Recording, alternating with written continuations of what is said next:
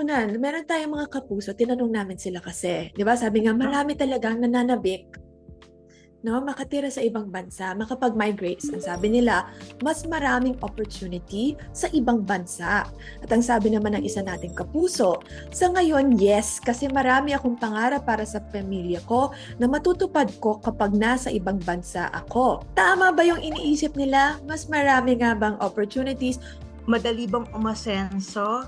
I think kung hindi tayo natatakot sumuba ng kahit anong trabaho at masipag tayo, if we're not proud, so kagaya ko na lang, so parang nag-aral ako, maganda yung pag-aralan ko, nag-masters ako, maganda yung trabaho, executive na ako sa Thailand, but then here, pumipila ako sa trabaho sa mall, even a cleaning job or anything, like makatrabaho lang.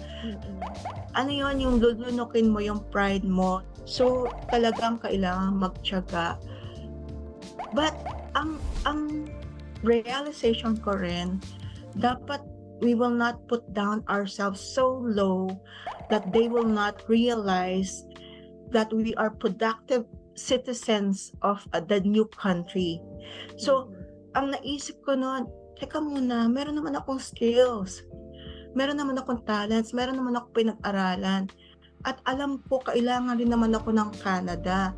So nagpursige din talaga ako na makahanap ng trabaho sa university because I know in the minds and the economy of Canada, I can be a productive producer and economic contributor to the economy of Canada. And in a way po, diba, swerte pa nga kayo that nagawa nyo magtrabaho sa field na talagang pinag-aralan nyo, na naging, yun ang expertise nyo. So, actually, yung sasabi nyo nga, no, parang, maybe diba, definitely, pag mag-immigrate, posibleng worth it talaga. And, there's no immigration story na walang challenges, na walang hirap. Now, yung sinabi nyo, hindi ko kailangan i-give up, isuko lahat ng skill set ko. Kailangan medyo ipaglaban ko, i-assert, and then show them and prove to them, no, na talagang you have what it takes, no, na hindi naman tayo, sabi mo nga, ang mga Pinoy masisipag actually.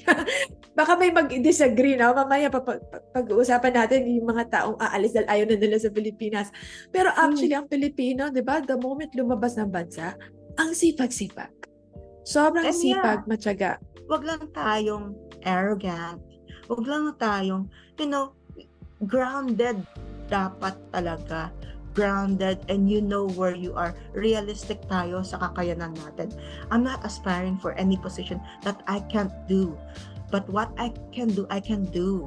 Yun yung wag nating tanggalin yung sa sarili natin.